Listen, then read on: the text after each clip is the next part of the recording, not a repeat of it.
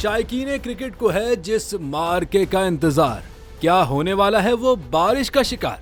भारत और जनूबी अफ्रीका के दरमियान T20 वर्ल्ड कप का फाइनल बारिश से मुतासिर होने का जाहिर किया जा रहा है इम्कान। हफ्ते के रोज यानी आज मैच डे के मौके पर बारबाडोस में अली सुबह से शाम 6 बजे तक बारिश की पेशगोई की गई है। फाइनल के लिए इतवार को रिजर्व डे रखा गया है, लेकिन मौसम की सितम जरीफी तो देखें, रिजर्व डे के रोज भी बारबाडोस में बारिश का इम्कान है। इतवार को सुबह 11 से शाम 5 बजे के दरमियान भी बारिश मुतवक्के है।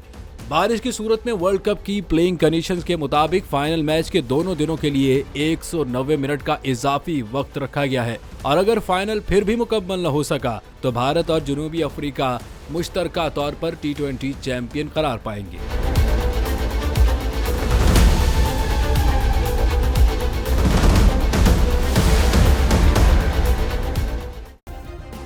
सब्सक्राइब करें और बेल दबाएं ताकि कोई खबर रह न जाए।